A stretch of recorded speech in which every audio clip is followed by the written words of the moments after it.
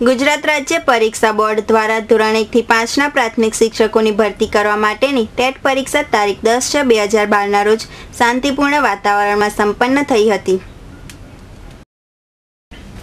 ગુજરાત રાજ્ય પરીક્ષા બોર્ડ દ્વારા ધોરણ 1 થી 5ના પ્રાથમિક શિક્ષકોની ભરતી કરવા માટેની ટેટની પરીક્ષા તારીખ 10/6/2012ના રોજ લેવામાં આવી હતી. સમગ્ર ગુજરાતમાંથી 1,27,894 ઉમેદવારો પરીક્ષા આપનાર હતા.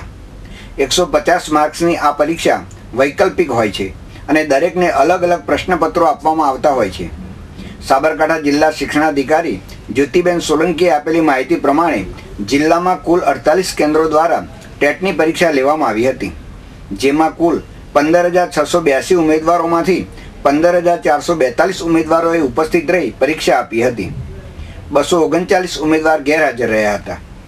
હિંમતનગરના વિવિધ કેન્દ્રો પૈકી હિંમત હાઈસ્કૂલના ઇન્ચાર્જ પ્રિન્સિપાલ સીવી દરજીએ આપેલી માહિતી પ્રમાણે હિંમત હાઈસ્કૂલમાં 24 બ્લોકમાં 714 ઉમેદવારોએ પરીક્ષા આપી હતી, જ્યારે 6 ઉમેદવાર ગેરહાજર રહ્યા હતા. સમગ્ર જિલ્લામાં ટેટની પરીક્ષા શાંતિપૂર્ણ વાતાવરણમાં સંપન્ન થઈ હતી.